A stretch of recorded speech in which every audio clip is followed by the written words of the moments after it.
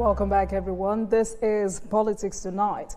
2025 has been a defining year for Nigeria's security sector. Across different regions, communities have faced threats that tested the nation's resilience, while security agencies worked to contain rising and evolving dangers. And so tonight we examine how Nigeria tackled its security challenges, the key moments, government responses, and the road ahead of all of us as a nation. AIG Olatoye Drosomi, retired, former CP Akwa Ibom State, former AIG Zone 2 Lagos, joins me as we review Nigeria's security landscape in 2025. Good evening to you, AIG. Thank you very much for joining me on Politics Tonight. I'm glad we're finally having this conversation. Compliments of the season to you. Yeah, same to you.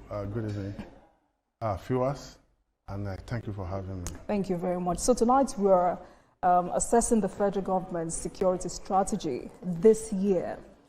Just because, many Nigerians have said 2025 was another difficult year for security, despite heavy spendings, despite multiple operations. Where are we at the moment? Yeah, we are good to go. You can just remember that recently the president has given approval for recruitment of about 50,000 policemen, and same thing to the army, because we need these men. For years, we've been having problem of people leaving the job, retiring, and at the same time dying without replacement. So that accumulated gap is actually showing. And with the presidential directives, most of the colleges will become busy again. And once in the days past, in the years past, what we normally have is recruitment is every month. Every month? Every month, yeah. When we were in the job, recruitment is every month. That by they'll be able to screen the potential officers, the height, the physical being, and academic qualification. So every month, you are sure you go to the different police headquarters, you'll be screened, examined, and then proceed to the college.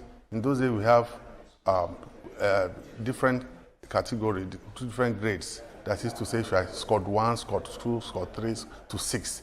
So once the 6th grade is graduating, the 5th will move to the 6th, and then the freshman will come in. So that is, colleges were busy, and it was good. But in recent time, we've not had that opportunity. So how did you get to a point where, for like 5 years or more, there were no recruitments?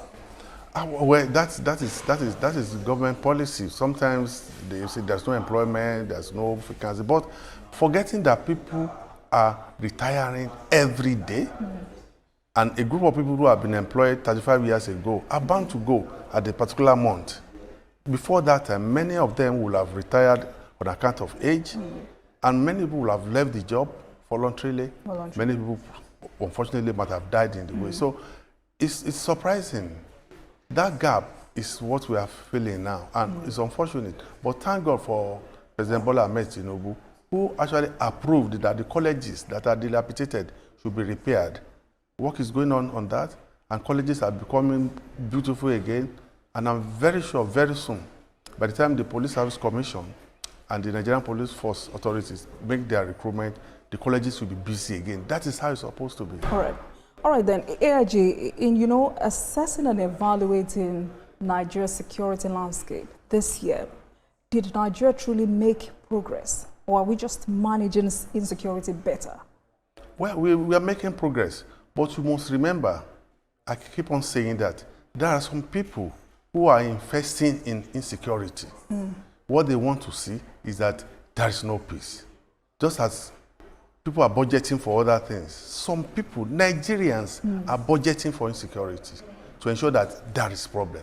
But thank God, President Bola Ahmed Tinubu is able and is capable to know their tricks and is employing more. But I'm sure technology will be very important. Bringing the technology, because policing is no longer a physical thing. Have we really invested enough in modern technology? I don't think so. I don't think so. We need to. You can sit down here and know what is happening in the entire state. Do you think we don't have money for that? It is the priority. I keep on saying, the Constitution is very clear about it, that Section 14 says that security and welfare of the citizenry is the primary business of government. That is to say, before you think about building bridges, building roads, first of all, secure the people.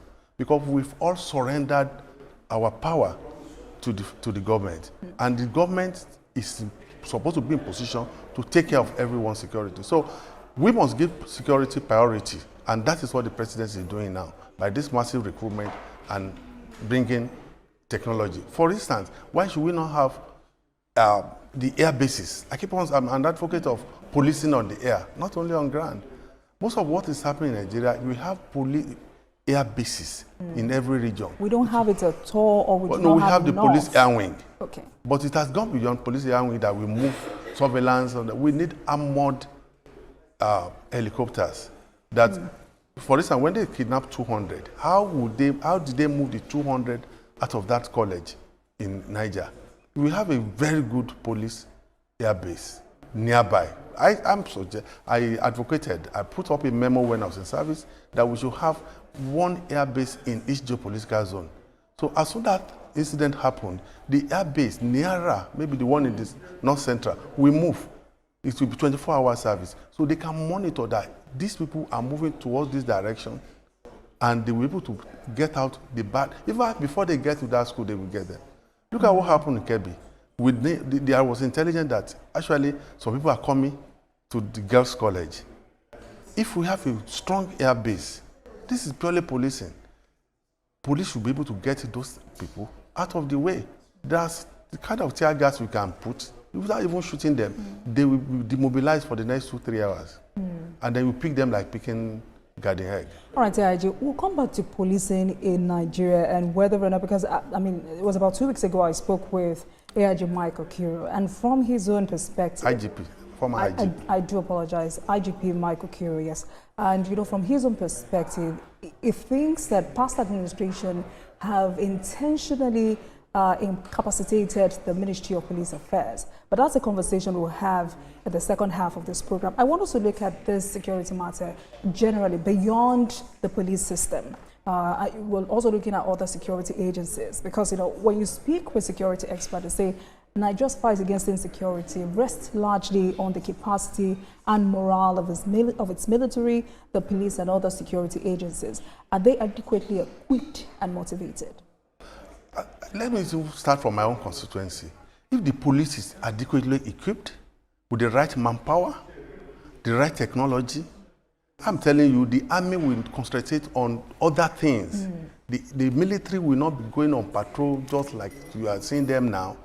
But because the police lack the manpower, even normal patrol vehicles and armored personnel carriers, you know, in those days, in the days of, I think that was the days of President Shagari, when we have IGP Sunday was in charge, they were armored personnel carriers that are fully equipped, that can go anywhere. If the mobile is moving from one point to another, when people know that mobiles are coming, when you see them, you run. And they will get there with full equipment, with kitchen utensils, with all what they need to take over an area. You see, insecurity is like cancer. If you don't cure it or remove it, at that point, it continues to spread. That's what happened. If Boko Haram had been properly tackled that time, we would not be where we are. And one thing in crime is, if you have an opportunity to commit crime, and you know you can escape, I want to explain the triangle of crime. If you have the opportunity, you must have the desire to commit the crime. You must have a way of going into that place and coming out, and there must be an object. If any of these three are missing, there will be no crime. One, if any of them is missing. If a man knows that he can commit crime and nobody will arrest him, he will commit. But when you know that, look at this environment now, you know that if you do anything on that road leading to this place, you have already captured by the CTV, the TV there. So you'll be afraid of going in, because you know, in other clients, once you commit an offense, the camera will be on you until you are apprehended. But if you know that there's no camera, there's no police checkpoint there, there's no patrol vehicle that will pursue you, you commit it. And that's what has happened from Boko Haram fighting the way they would do. There was not enough challenge. So if you say the police are not well equipped and motivated, what would you say of the military and other security agencies? Well, I want to speak for my constituency. But I know military have been taken care of in terms of, we had of so many equipment, you know, that's more expensive. Before you buy the airplane, before you buy, or even shooting, rapid shooting, you know, it costs a lot, the kind of equipment. But let me talk about what I'm saying. That if a police in any nation is taken care of, the military will now concentrate on their training and defending Nigerian external integrity. If you concentrate on your own and leave me with my own, I will not be calling you every time. In those days, militaries don't go out. And the military won't go There are procedure, constitutional procedure. Before you can see the military intervening, the commissioner of police will have said, look, this is beyond me. We inform the president, the IG will inform the president. Then there are procedures. But nowadays, nobody even thinks about that constitutional provisions again. Every minute, because there's a vacuum somewhere. Let's talk about Nigeria's Safe School initiative. I mean, just today, the president directed security agencies to ensure that the kidnapping of students in schools is brought to an end. What security gap are making our schools particularly vulnerable as we speak? Well, the problem with insecurity in our schools because Nigeria is a large country. Like I said, we don't have the right technology to do the right thing. But if the parents are ready to cooperate, look at what happened in Niger. They say school should be closed. But why was that school still opening? The location of that school, the principal of school, the Minister of Education, at the same time, the officials of Minister of Education should be able to know when to do and what to do. The gap is that we must employ technology. And at the same time, we Nigerians must determine that we don't want kidnapping of school children again. Imagine, how do you remove 200 children from an environment and no one can give good information about the direction? Please pardon me, AIG. I mean, every year we budget huge sums of money into the defense sector. We say we buy different equipment year in, year out, but I still hear people like you say that we need to invest in modern technology. What have we been buying? There's a difference between budget and the reality of the budget. You can budget 100 billion for a particular thing. If the money is not there, there's nothing. Budget. But the real budget is different from proposal. Most of what we hear is proposal, but it's what's due for a particular. Have they got it? That's another thing. You can budget 3 trillion, but if there is any gap, that money cannot be. It's a proposal. Budgetary allocation is a proposal that we believe we are going to make so amount next so year, and we're going to set this aside for this. But supposing we didn't make that what we propose, it means the deficit. Sometimes second term allocation will not be there even the third term. But the first time allocation will still be pending. Depending on money, they don't print money. Money comes as per the revenue generated. So you say we need to invest in modern technology to keep our schools safe. Yeah. So apart from modern technology, communication and all the rest, and then parents too. And then Nigerians must.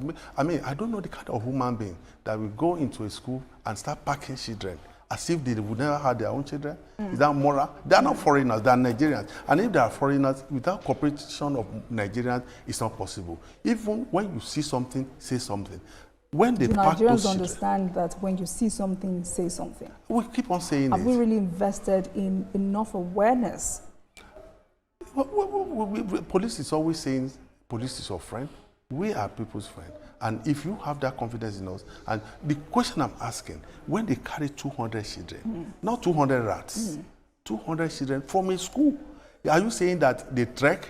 And if they trek, which direction did they trek to? Are you saying they drove vehicle? And who is supplying them water? Who is supplying them food? So Nigerians must first of all determine that we don't want this enough of this in our country. And that would lead me to the conversation about database, because the defense minister says Nigeria urgently needs a comprehensive database to track criminals. I mean, this idea is not new, and oftentimes I've questioned why, as a nation with over 200 million Nigerians, I mean more than that, we're still having this conversation about not having a comprehensive database. Why has Nigeria failed to build a reliable national database? Well, you can recall, when last did we have a census? 2006. It's long ago. So many people have been born. No one can tell me the correct population of Lagos. We have to start from somewhere. And when the census comes, unfortunately in Nigeria, we politicize it. How do you mean? What I mean is that whether some people will be undercounted or over, we believe that the more people you have, the better. We're using population as a way of revenue allocation and not the rest. And that's I wanted you to be clear, so I don't preempt you. Yes, I'm saying, I've witnessed census. I can recall that even some states, like in Lagos, the last time, some people were not counted. I do not know what, I was in service, I was deep in Lion Building, and I realized that even when the thing was over, that some people are still saying they are not counted, because people are coming into the city every day. But we must employ technology. It's not necessarily physical seeing. That way they can even do counting using technology. So is this a leadership failure? Political. That's leadership. Where I mean, I wouldn't say is this technical failure or leadership failure. We've not employed the right technology, and we believe that the more we are, the bigger the money that will be allocated. We must realize that we need to know how many men do we have, how many children of school age do we have, how many old men do we have, how many, so that we can plan ahead. How many people will be of university age in the next 5 years? How many jobs do we need? So until we're able to do that, remove politics from census, then we are good to go. I mean, talking about removing politics from census, there are those who have said a national database could be abused for surveillance or political control. Is this a valid concern, especially at a point in our lives where national security is threatened? That is what I'm saying. Nowadays, human nature, every person likes his own thing, he wants to do it. But if we put that apart and employ technology, we must enlighten our people that, look, it is not the population that makes money. We need to know how many women do we have, how many men do we have, how many do we expect in the next 5 years. That will help us. So we leave our individual interests, put it aside, and put the national interest first. And with that one, if we don't have the right data, we will continue to go to be a problem. Number one thing, make money available, employ the right technology. We may not get it accurately, but we'll get something close to it. Maybe if you have 90%. But I'm sure we are not less than 260 million in Nigeria. And also, just to be clear, and for the purpose of emphasis, especially for those watching us at home, how dangerous is this data gap to national security?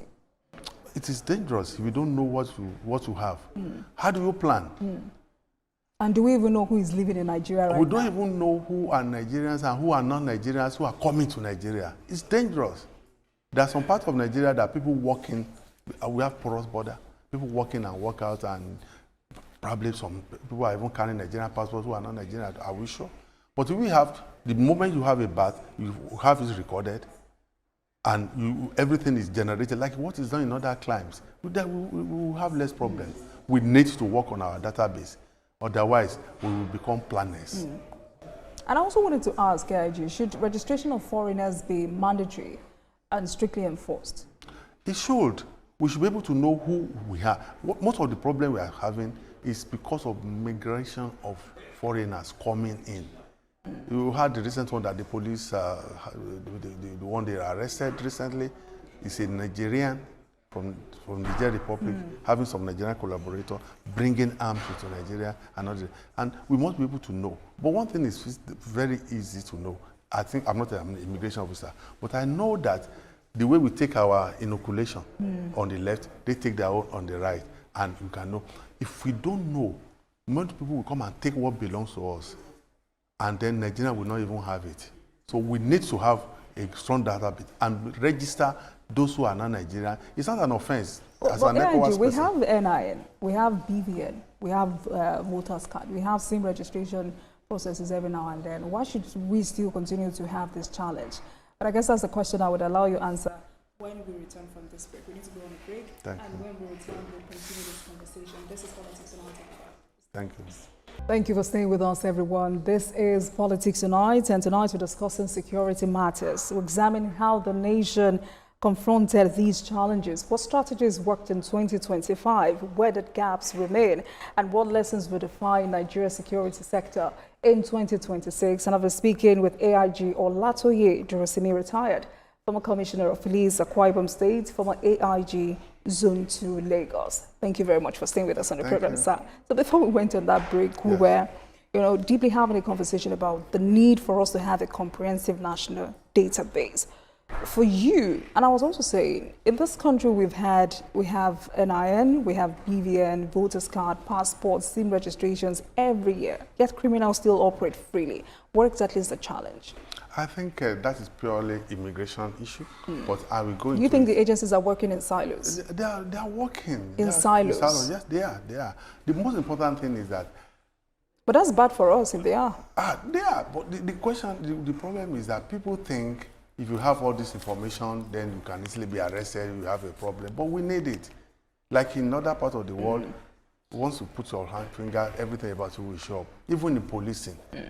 The police stop you probably in New York or in Dallas. The moment they just punch, everything about you will come out. We can get there. That's what I'm telling you about investment in technology. We can do it. I think we spend so much money about. I don't think we have good results for it.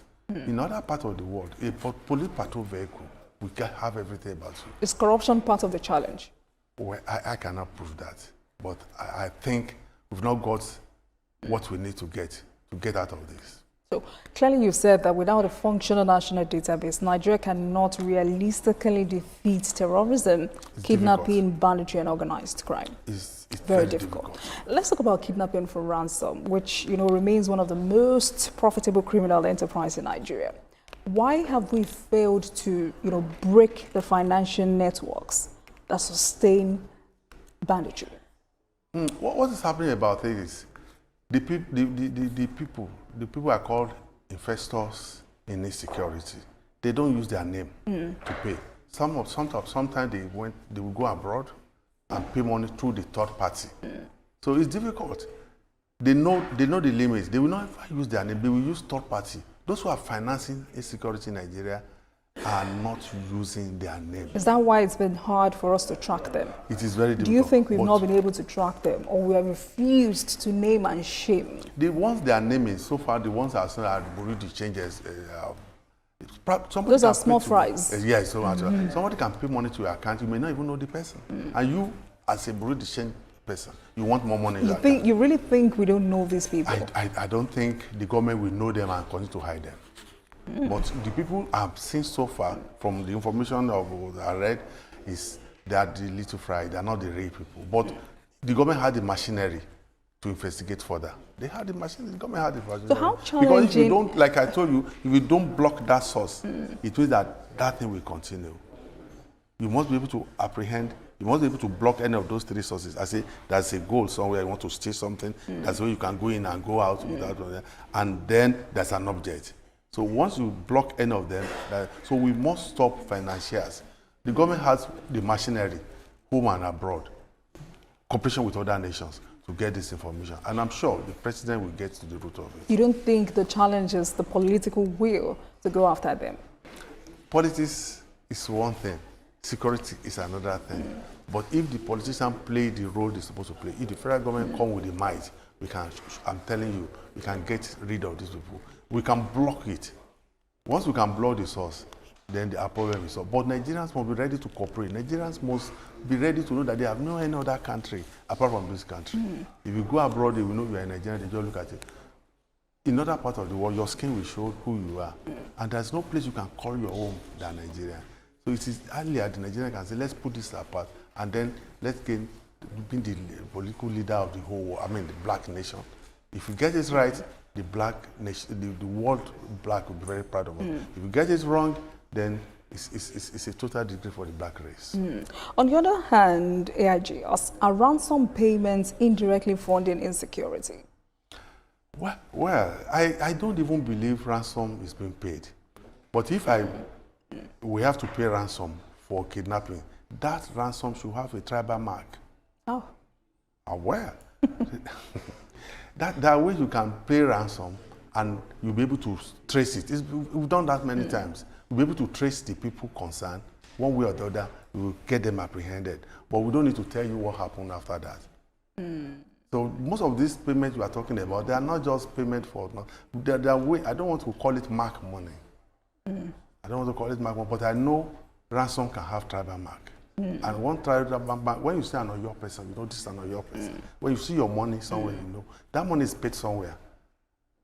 But unfortunately, some of them are devising many ways of doing it, probably buying property with it and other. But we are capable. The Inspector General of Police is working around the clock with other agencies to ensure that those people behind, those who are collecting money are not collecting and going free. But he will not come and tell you everything. So should the government criminalize ransom payments? Yes or no? Yes. Yes. It should, because people are making, like I told you, if you know you cannot go without being apprehended, you will not commit an offense. Right, let's go back to policing, because this year alone, the military was still heavily involved in internal security, which is not, or which should not happen ordinarily. Does this suggest a failure of policing in Nigeria? It suggests the fact that police have been neglected for a long time. I've said that many times. If we are getting the right equipment, the right recruitment, the right technology, the right logistics, we should be seeing police most places we are seeing the military. The military have their role. And like I told you before, the Constitution says it when the military should come out to support the civil authority. But because of the events of these days, nobody even follow that constitutional provision again. But I know by the time we have the right way, IGP Kayode Egbetokun has established what they call quick intervention unit. This quick intervention unit will be replace the police mobile force. They'll be fully equipped, better trained, better armed. They will have the police quick intervention air wing. They will have the one on the ground, that is the troop, the boot on the ground, and they will have the one for the water. So if that quick intervention team that was established by Kayode Egbetokun is fully funded, we have solved 70% of Nigerian problem. In those days, when the mobile police arrive at a scene, like I said, people will start running, even without them coming down from the car. But talking about IGP Egbetokun, he's been struggling with withdrawing his men who are on VIP protection duties. I mean, the last time he gave us a number, 11,665 officers have been withdrawn out of over 100,000. And I guess he has stopped making the numbers public. And, you know, last week or 2 weeks ago, we saw policemen trying to arrest their own men who have violated this directive. Why has it been hard for the proper implementation of this directive?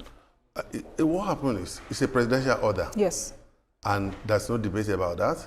The IGP is working around the clock using other means, all possible means to ensure that that stops.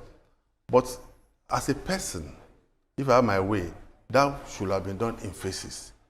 When you remove 11,000 from that vacuum to be created can create another problem. We will not be trying to cure one thing and create another problem. Okay. So what is working towards the fact that we withdraw them. He is in charge. But me, personally, I would suggest that the political office holders should be given security. But it looks like it could not account for, I mean, that's what some of us thought. It could not account for his men. No, it's accounting for them, and they are being retrained as I speak. It's going to do, unless the president gives another directive. You know, the last time the president was in the Senate president even played that, look, if you don't give us police, most of our men, most of their people will not leave Abuja. But we have the spy police, which police Act 2020 made clear. You can recruit, for instance, if you need 20 police here now, you can recruit 20 men. If they are qualified, police will train them for you. They will be here, and you'll be paying for them. Okay. That one, the laws allow that. And they will not have the problem. But the problem Nigerians have is that they want a particular part of police. Say, we want the mobile police, we want the red car, we want this. No wonder. Even if you have spent 10 years in the mobile force, and tomorrow you are discharged from the mobile, or you are demobilized, and you wear black and black. I say they don't want that.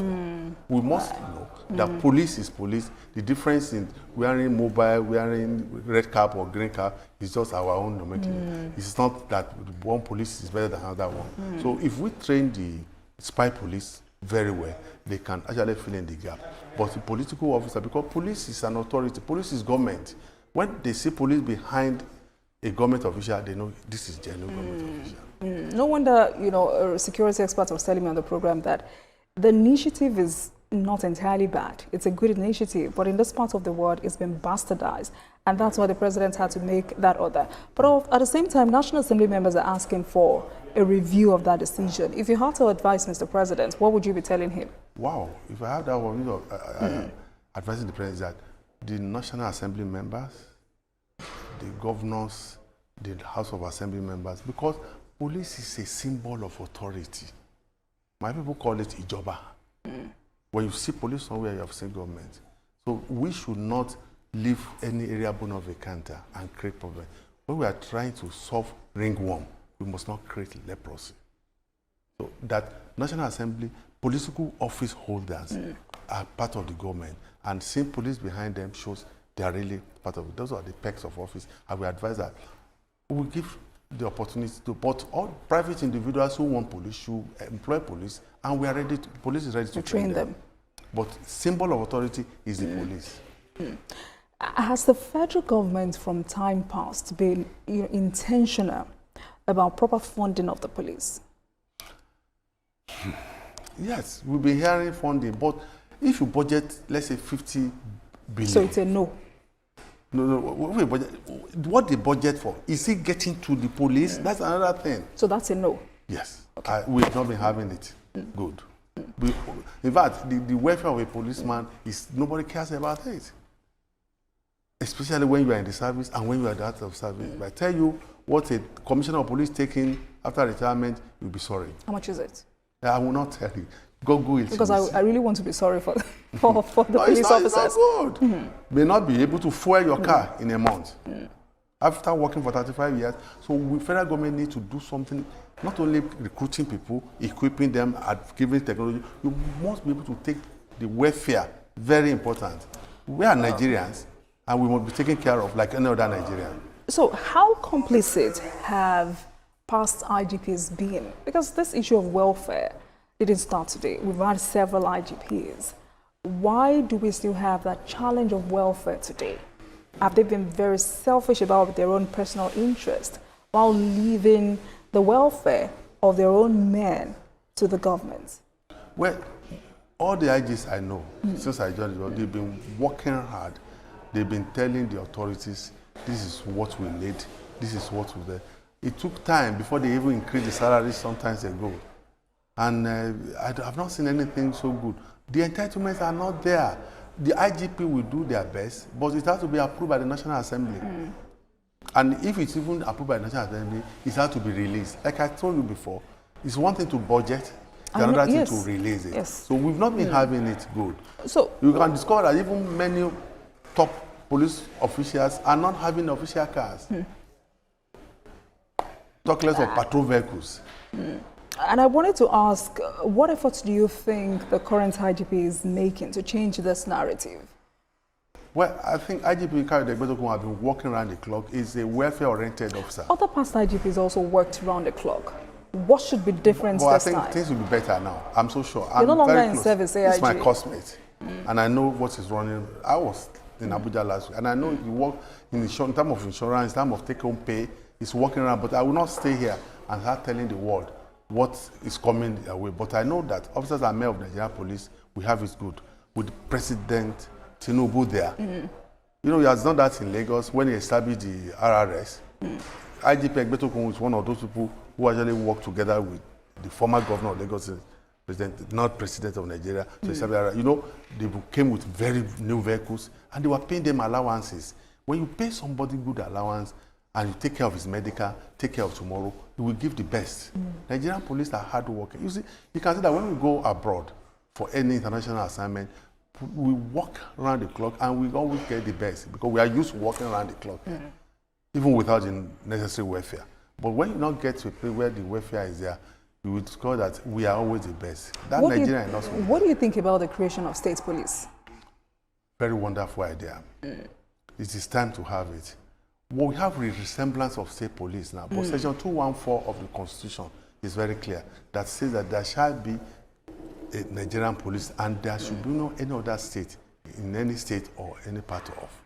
Well, the moment they can actually amend that Section 214, then we are good to go. If you look at neighborhood watch in Lagos, plus last mile in Lagos, plus RRS, you have got a state police already.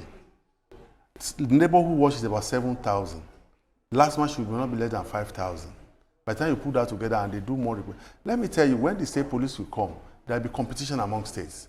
And you discover that some states will come with beautiful vehicles, beautiful training, and this Ogun State will like to outdo Lagos. Lagos will like to outdo Oyo. Anambra will like to outdo Kaduna. You will not discover that when there's competition, there will be every state will work hard to ensure that their own police is standing firm and fine. We will see. It is time to have it. Not only that, I said it before, even universities should be able to have their own police. And local governments should be able to have their own police. The word police is to secure an environment. In other parts of the world, you see University of so police. Beautiful vehicles, well-dressed officers. When I was the CP at Akwa Ibom State, I used to call the chief security officer of Federal University of University of USA. I call him area commander campus. When I call him area commander, he's always happy because they are policemen too. The security men on campus are providing police duties. They are performing police duties there. But some stakeholders are scared that these governors would abuse the creation of state police. Are those fears valid? Before the creation of state police, we have to look at what happened before. The federal government will establish a body to look at the past and to look for means of ensuring that when the state police come, they will not be abused. There is nothing Nigerians don't abuse. To remember those days when the states were doing politics, they say, you pay special tax if you are not in the party. But we'll be able to, we want to know why. What are the problems likely to come? Then we bring out a law. In fact, I even advocate that training of the police should be under the Nigerian police. We have the colleges that can train them, and there will be a limit. But when there is a clash between the state and the federal police should take precedence.